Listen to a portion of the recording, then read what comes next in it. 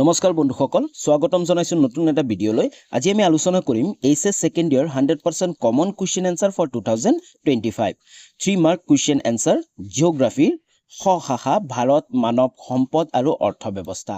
ভূগোলৰ যি শাখাটো আছে ভাৰত মানৱ সম্পদ আৰু অৰ্থ ব্যৱস্থা, এই পাৰ্টটোৰ যিমানবোৰ চেপ্টাৰ আছে প্ৰতিটো চেপ্টাৰৰে ইম্পৰ্টেন্ট কমন যিমানবোৰ 3 মাৰ্কৰ কুৱেশ্যন এনসাৰ আছে সকলোবোৰ আজি আমি আলোচনা কৰিম। অলৰেডি মই এই পাৰ্টটোৰ 1 মাৰ্ক কমন কুৱেশ্যন এনসাৰ ভিডিঅ'টো বনাইছো। যদি তোমালোকে ভিডিঅ'টো চোৱা নাই তেনেহলে ডেসক্ৰিপচনত লিংক আছে, তোমালোকে ভিডিঅ'টো চাব পাৰিবা। যদি প্ৰথমবাৰ চেনেলটোলৈ ভিজিট কৰিছা তেনেহলে চেনেলটো সাবস্ক্ৰাইব কৰি লোৱা আৰু লগতে বেল আইকনটো প্ৰেছ কৰি অল কৰি ল'বা। তো আহা আজি আমি 3 মাৰ্ক কুৱেশ্যন এনসাৰবোৰ আৰম্ভ কৰো।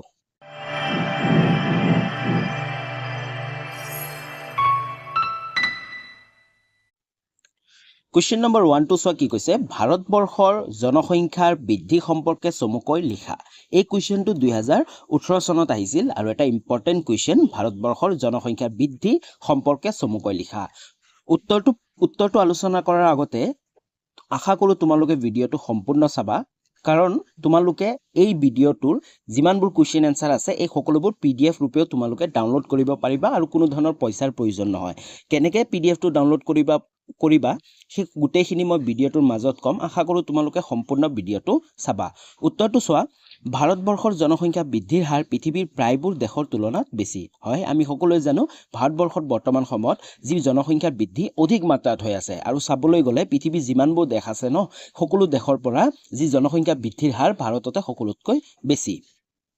তাৰপিছত চোৱা, 20 শতিকাৰ সময়ছোৱাত ভাৰতৰ জনসংখ্যা বৃদ্ধি হৈছিল 4.31 গুণ। হয়, যি 20 শতিকাৰ সময়ছোৱাত ভাৰতৰ জনসংখ্যা বৃদ্ধি কিমান হৈছিল 4.31 গুণ। জনসংখ্যাৰ এই বৃদ্ধিৰ হাৰ অৱশ্যে বিভিন্ন সময়ত বেলেগ বেলেগ হোৱা দেখা যায়। হয়, এই বৃদ্ধিৰ হাৰ বিভিন্ন সময়ত বেলেগ বেলেগ হোৱা দেখা যায়। তাৰপিছত চোৱা, 1901 চনৰ পৰা 1921 চনৰ দশক দুটাত মানে 10 বছৰক এক দশক বুলি কোৱা হয়। যদি দশক দুটা বুলি কৈছে মানে 20 বছৰৰ কথা কৈছে। 1901 চনৰ পৰা 21 চনৰ দশক দুটাত দেশৰ জনসংখ্যা বৃদ্ধি যথেষ্ট কম আছিল। হয়, এই সময়টো এই যি দুটা দশক আছিল এই দশক দুটাত ভাৰতৰ জনসংখ্যা বৃদ্ধিৰ হাৰ যথেষ্ট কম আছিল। তাৰপিছত চোৱা, 1901 চনৰ পৰা 11 চনৰ যোনটো দশক আছিল এই চনৰ দশকত জনসংখ্যা মুঠতে 5.75% বৃদ্ধি পাইছিল, যদিও পৰৱৰ্তী দশকত দেশৰ জনসংখ্যা 0.31% হ্ৰাস ঘটাৰ ফলত সমগ্ৰ কালছোৱাত জনসংখ্যাৰ বৃদ্ধি আছিল মাত্ৰা 5.42%। চোৱা, প্ৰথম যোনটো 1901 চনৰ পৰা 11 চনৰ যিটো দশক আছিল সেইটো জনসংখ্যা বৃদ্ধি আছিল কিমান 5.75%।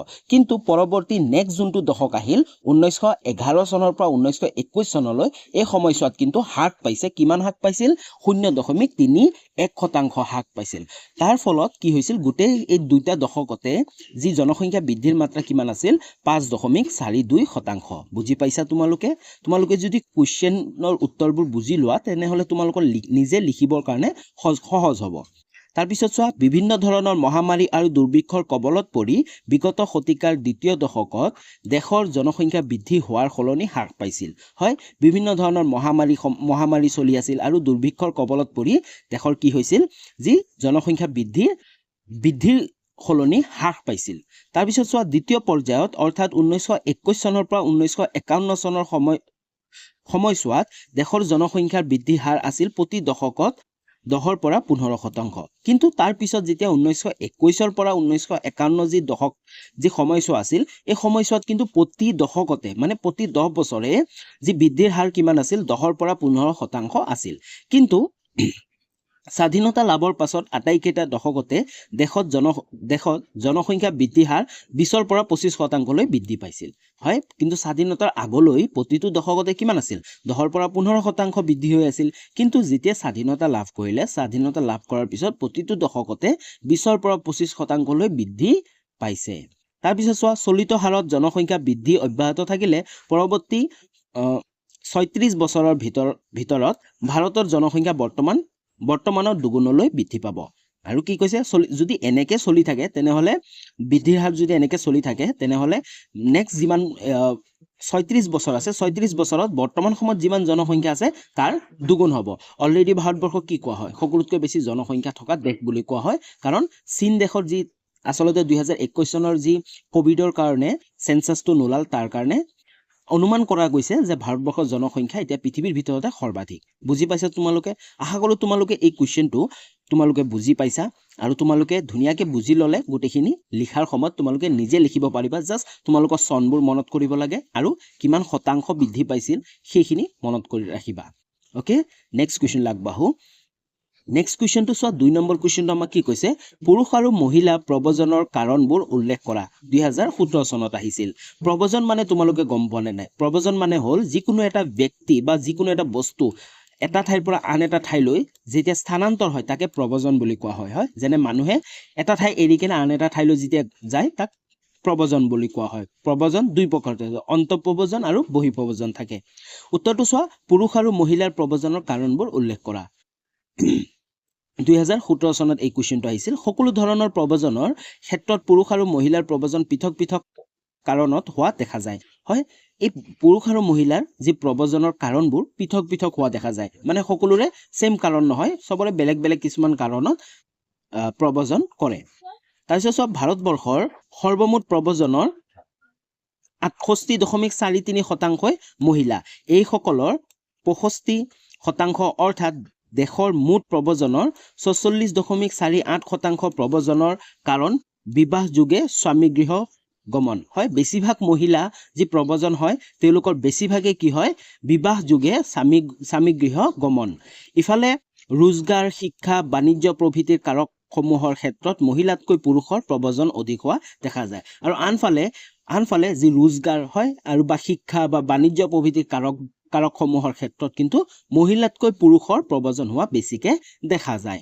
2001 চনৰ লোকপিয়ল অনুসৰি পুৰুষ আৰু নাৰীৰ প্ৰব্ৰজনৰ পৰিসৰ দেখুৱা হল এই যি ডাটাটো দিছে এই ডাটাটো কিন্তু 2001 চনৰ লোকপিয়ল মতে হয় তোমালোকে চোৱা কাৰকবোৰ কি কাৰণত হয় পুৰুষৰ প্ৰব্ৰজন কিমান হেতু শতাংশত দিছে পাৰ্চেন্টেজত দিছে আৰু নাৰীৰ প্ৰব্ৰজন কিমান হৈছে হেতু শতাংশত দিছে প্ৰথম চোৱা 1 নম্বৰটো কি হৈছে কৰ্মক্ষেত্ৰৰ কাৰণে চোৱা 38% পুৰুষ প্ৰব্ৰজন কৰে আৰু নাৰী মাত্ৰ 3% কৰে আৰু বাণিজ্য চোৱা বাণিজ্যৰ কাৰণে 3% পুৰুষ প্ৰব্ৰজন কৰে আৰু নাৰী 0 নকৰে 2011 চনৰ মতে দেই তাৰপিছত 3 নম্বৰ হল শিক্ষা লাভৰ কাৰণে 6% পুৰুষে প্ৰব্ৰজন কৰে আৰু 1% নাৰীয়ে প্ৰব্ৰজন কৰে তোমালোকে এই যদি কোৱেশ্চনটো লিখিব বিচাৰা তেনেহলে তোমালোকে উত্তৰটো এই চাৰ্টটো তোমালোকে ডায়াগ্ৰামটো দিবই লাগিব তাৰপিছত বিবাহত মাত্ৰ 2% হে পুৰুষ প্ৰব্ৰজন কৰে কিন্তু আনফালে নাৰীৰ প্ৰব্ৰজন আটাইতকৈ বেছি 65% নাৰী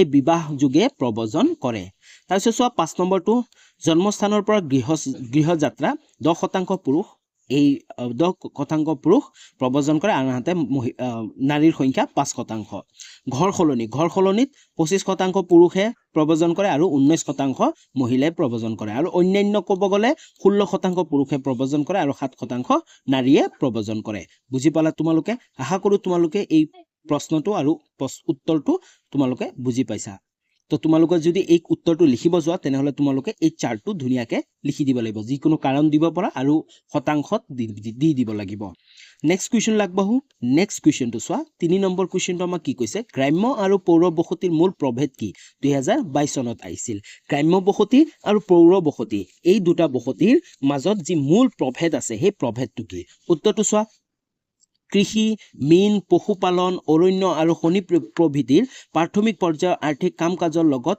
গ্ৰাম্য অঞ্চলৰ লোকসকল জড়িত হয় আসলতে কি এই গ্ৰাম্য অঞ্চলৰ লোকসকল কি কাৰ্যৰ লগত জড়িত প্ৰাথমিক খণ্ডৰ কাৰ্যৰ লগত জড়িত হয় প্ৰাথমিক খণ্ডৰ কাৰ্য কোনবোৰ কৃষি কাৰ্য মীন পালন পশুপালন অৰণ্য আৰু খনি প্ৰভৃতিৰ যিবোৰ কাম আছে এই সকলোবোৰ কি প্ৰাথমিক খণ্ডৰ জীৱিকা বুলি কোৱা হয় তো এই গ্ৰাম্য অঞ্চলৰ মানুহবোৰ বেছিকে কি কৰে এই প্ৰাথমিক খণ্ডৰ জীৱিকাৰ লগতে লগ হৈ থাকে বা তেওঁলোকে কৰে এওঁলোকৰ অৰ্থনৈতিক কাম-কাজ বহু দূৰলৈকে প্ৰাকৃতিক পৰিবেশৰ ওপৰত নিৰ্ভৰশীল হয় আৰু এই গ্ৰাম্য অঞ্চলৰ যিমানবোৰ অৰ্থনৈতিক কাম-কাজ আছে যিবোৰ টকা পইচা ইনকামৰ কাম-কাজ আছে সকলোবোৰ কি প্ৰকৃতিৰ ওপৰতে নিৰ্ভৰশীল আনহাতে প্ৰাথমিক খণ্ডৰ উৎপাদনসমূহ ব্যৱহাৰ উপযোগী কৰাৰ লগতে এইবোৰৰ বিপণ আৰু গুণাগুণ মান উন্নয়নৰ প্ৰভৃতিৰ লগত জড়িত তাৰ বাহিৰে কি আনহাতে প্ৰাথমিক খণ্ডৰ উৎপাদনসমূহ ব্যৱহাৰ উপযোগী কৰাৰ লগতে এইবোৰৰ বিপণ আৰু গুণগত মান উন্নয়ন প্ৰভৃতিৰ লগতো জড়িত হৈ থাকে গ্ৰাম্য অঞ্চলৰ মানুহবোৰ। তাৰপিছত চোৱা মানে দ্বিতীয় খণ্ডৰ বৃত্তিৰ লগতো জড়িত হৈ থাকে। তাৰপিছত চোৱা কাম কাজসমূহ নগৰ কেন্দ্ৰিক হয়, অৰ্থাৎ নগৰৰ অধিবাসীসকল প্ৰাথমিক খণ্ডৰ পৰিৱৰ্তে উদ্যোগ বাণিজ্য আৰু সেৱা কেন্দ্ৰিক অৰ্থনীতিৰ লগতহে পোনপটীয়াকৈ জড়িত হৈ থাকে। আনহাতে যি নগৰ অঞ্চলৰ বা পৌৰ এলেকাৰ মানুহবোৰ আছে এইসকলে কি প্ৰাথমিক খণ্ডৰ পৰিৱৰ্তে তেওঁলোকে প্ৰাথমিক খণ্ডৰ লগত জড়িত হৈ নাথাকে, প্ৰাথমিক খণ্ডৰ পৰিৱৰ্তে উদ্যোগ বাণিজ্য আৰু সেৱা কেন্দ্ৰিক অৰ্থনীতিৰ লগত পোনপটীয়াভাৱে জড়িত হৈ থাকে। গ্ৰাম্য বসতিৰ প্ৰতিৰূপ ভিন্ন লক্ষণাক্ৰান্ত হোৱাৰ বিপৰীতে পৃথিৱীৰ প্ৰতিখন চহৰৰ বসতিত বৃহৎ আকাৰ একোটা সুসংহত বসতি বুলিয়ে ক'ব পাৰি। শিল্প বাণিজ্য প্ৰশাসন যাতায়াত যোগাযোগ শিক্ষা পৰ্যটন প্ৰভৃতি নানা তৰহৰ কৃষিভিন্ন অৰ্থাৎ ভূমি নিৰ্ভৰশীলতা কম হোৱা ধৰণৰ অৰ্থকাৰী কাম কাজৰ জড়িত চহৰবাসীসকল নিচেই কম এলেকাৰ পৰিসৰতে থোপ খাই থাকে। বুজি পাইছা? ইয়াৰ বিপৰীতে গ্ৰাম্য বসতিত বিস্তৃত অঞ্চল জুৰি দেখা যায়। আনহাতে কি এইবোৰ কাম কি কৰে চহৰ অঞ্চলৰ মানুহবোৰে এইবোৰ কামৰ লগত জড়িত হৈ যায়, যেনে শিল্প বাণিজ্য প্ৰশাসন যাতায়াত যোগাযোগ শিক্ষা পৰ্যটন। তাৰ বাহিৰে কি যি পৌৰ এলেকাৰ মানুহসকল আছে তেওঁলোকে কি অতি কম ঠাইতে তেওঁলোকে কি কয় থোপ খাই থাকে। আনহাতে ইয়াৰ বিপৰীতে যে গ্ৰাম্য বসতি আছে তেওঁলোকে কি বিস্তৃত অঞ্চল জুৰি থকা দেখা যায়, মানে ডাঙৰ এৰিয়াত বহুত কম মানুহ থকা দেখা যায়। বুজি পালা? আশা কৰো তোমালোকে এই কুৱেশ্যনটো বুজি পাইছা। আমি নেক্সট কুৱেশ্যনটো চোৱা। 5 নম্বৰ কুৱেশ্যনটো আমাক কি কৈছে, ভাৰতবৰ্ষৰ গোম ধান খেতিৰ বিষয়ে এটি টোকা লিখা। 2015 চনত এই কুৱেশ্যনটা আহিছিল।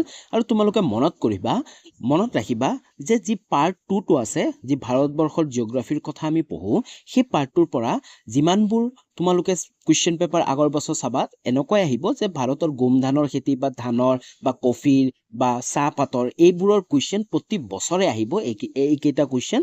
তো তোমালোকে ভালকে এই কুৱেশ্যনবোৰ চাই যাবা আৰু মনত কৰিবা। উত্তৰটো চোৱা, ভাৰতবৰ্ষৰ গোম ধানৰ খেতিৰ বিষয়ে এটি টোকা লিখা। ভাৰতবৰ্ষৰ মুঠ কৃষিভূমিৰ 7.94% মাকৈ অথবা গোম ধান খেতিৰ বাবে ব্যৱহাৰ কৰা দেখা যায়। হয়, ভাৰতবৰ্ষৰ মুঠ যিমান কৃষিভূমি আছে সেই কৃষিভূমিৰ 7.94% কি কৰা হয় মাকৈ অথবা গোম ধান খেতি ব্যৱহাৰ কৰা দেখা যায়। পূব আৰু উত্তৰ পূব ভাৰতক বাদ দি সমগ্ৰ দেশতে ইয়াৰ শস্য ক্ষেত্ৰসমূহ সেৰেঙাভাৱে সিঁচৰিত হৈ আছে। পূব আৰু উত্তৰ পূব ভাৰতক বাদ দি বাকী যিমানবোৰ সমগ্ৰ দেশতে ইয়াৰ শস্য ক্ষেত্ৰসমূহ সেৰেঙাভাৱে সিঁচৰিত হৈ আছে। অৱশ্যে ইয়াৰ মাজতে মধ্যপ্ৰদেশ অন্ধ্ৰপ্ৰদেশ কৰ্ণাটক ৰাজস্থান আৰু উত্তৰ প্ৰদেশত গোম ধানৰ উৎপাদন বেছি হয়।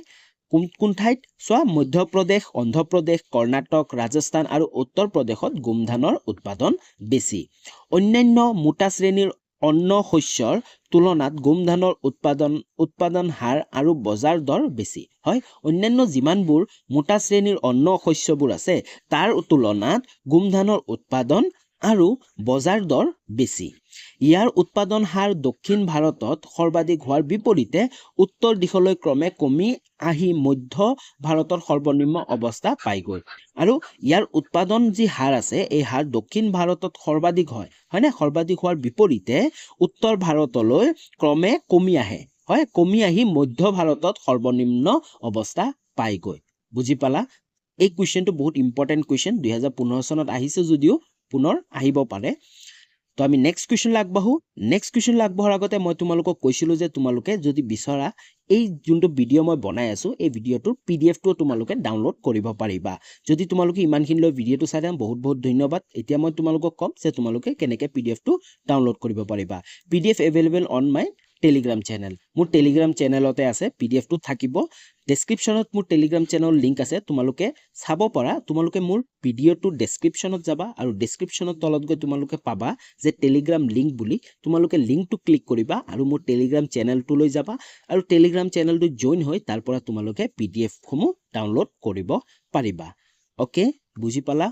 তো আশা কৰোঁ তোমালোকে পিডিএফটো ডাউনলোড কৰিবা আৰু টেলিগ্ৰাম চেনেলটো জইন কৰিবা আৰু লগতে মোৰ চেনেলটো ছাবস্ক্ৰাইব কৰি বন্ধু বান্ধৱীলৈকেও শ্বেয়াৰ কৰিবা নেক্সট কুৱেশ্যন লাগবাহো নেক্সট কুৱেশ্যনটো চোৱা 6 নম্বৰ কুৱেশ্যনটো আমাক কি কৈছে ভাৰতবৰ্ষৰ কপাহ খেতিৰ বিষয়ে এটি টোকা লিখা মই কৈছিলোঁ যিমানবোৰ খেতি আছে কপাহ খেতি হওক ধান খেতি হওক চাহ খেতি হওক সকলোৰ বিষয়ে প্ৰতি বছৰতে আহি গৈছে আৰু আহিব পাৰে 2019 চনত এই কুৱেশ্যনটো আহিছিল ভাৰতবৰ্ষৰ কপাহ খেতিৰ বিষয়ে এটি টোকা লিখা উত্তৰটো চোৱা ভাৰতৰ মুঠ কৃষিভূমিৰ 7.3% কপাহ খেতি কৰা হয় ভাৰতবৰ্ষত যিমান কৃষিভূমি আছে কৃষিভূমিৰ 7.3%ত কি কৰা হয় কপাহ খেতি কৰা হয় কপাহ উৎপাদনত ভাৰতৰ স্থান চীন আৰু যুক্তৰাষ্ট্ৰৰ পাছত অৰ্থাৎ তৃতীয় স্থানত হয় কপাহ উৎপাদন আমাৰ ভাৰতৰ স্থান কিমান তৃতীয় স্থানত প্ৰথম কোন আছে চীন আৰু চীন আছে তাৰ পিছত যুক্তৰাষ্ট্ৰ আমেৰিকা যুক্তৰাষ্ট্ৰ তাৰ পিছতে ভাৰতবৰ্ষ আছে তাৰ পিছত চোৱা ভাৰতত উৎপন্ন হোৱা কপাহক দীঘল আহি মধ্য আহি আৰু হুস্বহী এই তিনিটা শ্ৰেণীত বিভক্ত কৰা হয় ভাৰতত যিমানবোৰ কপাহ উৎপাদন কৰা হয় এই কপাহবোৰক তিনিটা ভাগত ভগোৱা হয় মনত ৰাখিবা দীঘল আহি মধ্য আহি আৰু হুস্বহী এই তিনিটা শ্ৰেণীত বিভক্ত কৰা হয় তিনিওবিধ কপাহৰ পৰিমাণ দেশৰ মুঠ উৎপাদিত কপাহৰ যথাক্ৰমে 50% মানে যি মধ্য আহি আছে দীঘল আহি যি কপাহ আছে এই কপাহ 50% আৰু 44% মধ্য আহি আৰু 6% যি হুস্বহী উৎপাদন কৰা হয় তাৰ পিছত চোৱা 2003 চনৰ পৰা 2004 চনত ভাৰতৰ 92 লাখ হেক্টৰ ভূমিত কপাহ খেতি কৰি 23.4 টন কপাহ উৎপাদন কৰা হৈছিল হয় 2003 চনৰ পৰা 2008 চনৰ এই বছৰটোত ভাৰতৰ 92 লাখ হেক্টৰ ভূমিত কপাহ খেতি কৰা হৈছিল আৰু 23.4 টন কপাহ উৎপাদন কৰা হৈছিল আনহাতে 1950 চনৰ পৰা 51 চনত ভাৰতত মাত্ৰ 517 টনহে কপাহ উৎপাদন কৰা হৈছিল আনহাতে যি 1950 চনৰ পৰা 51 চন আছিল সেই 51 চনত ভাৰতত মাত্ৰ 517 টনহে কপাহ উৎপাদন কৰা হৈছিল তাৰ পিছত পঞ্জাৱ মহাৰাষ্ট্ৰ গুজৰাট হাৰিয়ানা অন্ধ্ৰপ্ৰদেশ ৰাজস্থান কৰ্ণাটক তামিলনাডু আৰু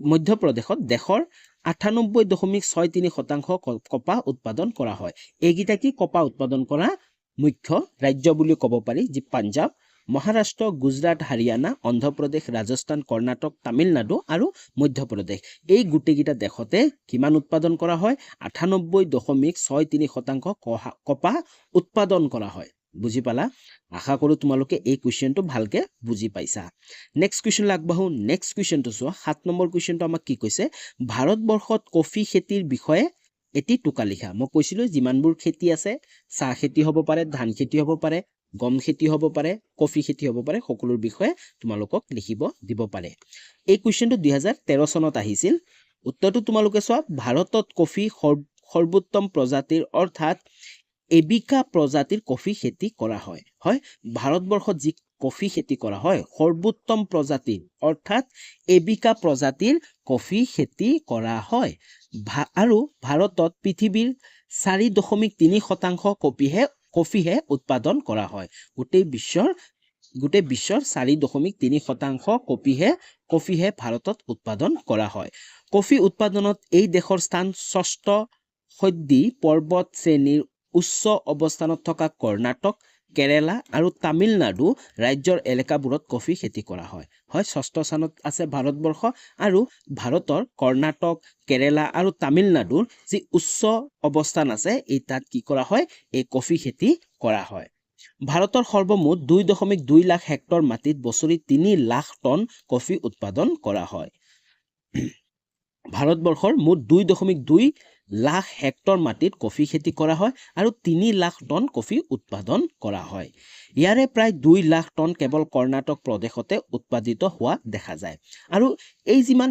3 লাখ টন কফি উৎপাদন হয় এই 3 লাখৰ পৰা 2 লাখ টনে কেৱল কৰ্ণাটক যি প্ৰদেশখন আছে তাতে উৎপাদিত হোৱা দেখা যায় ওকে আশা কৰোঁ তোমালোকে এই কুৱেশ্যনটো তোমালোকে বুজি পাইছা তো আজিলৈ ইমানখিনি আছিল কিন্তু তোমালোকৰ কুৱেশ্যন খতম হোৱা নাই শেষ হোৱা নাই আৰু কুৱেশ্যন আছে অলৰেডি ভিডিঅ'টো বহুত লং হৈ গ'ল কাৰণ তাৰ কাৰণে মই ভাবিছোঁ যে পাৰ্ট 2 ভিডিঅ' বনাম এইটো পাৰ্ট 1 হয় আৰু যিমানবোৰ কুৱেশ্যনবোৰ ৰৈ গ'ল 7 নম্বৰ তাৰপিছত 8 নম্বৰৰ পৰা বাকী কুৱেশ্যনবোৰ পাৰ্ট 2ত আহিব পাৰ্ট 2ৰ লিংকটো ডেছক্ৰিপশ্যনত আছে বা এতিয়া নাই মই যেতিয়া ভিডিঅ'টো আপলোড দিম তেতিয়া মই ডেছক্ৰিপশ্যনত লিংকটো দি দিম তোমালোকে যদি পাৰ্ট 1টো চাইছা তেনেহ'লে তোমালোকে পাৰ্ট 2টো চাবা তোমালোকে চেনেলটো ছাবস্ক্ৰাইব কৰা যাতে পাৰ্ট 2টো আহিলে তোমালোকে ভিডিঅ'টো চাব পাৰা আৰু তোমালোকৰ যিমানবোৰ বন্ধু বান্ধৱী আছে সকলোলৈ শ্বেয়াৰ কৰা তো আজিলৈ ইমানখিনি আছিল পুনৰ লগ পাম নতুন এটা ভিডিঅ'লৈ তেতিয়ালৈ বাই বাই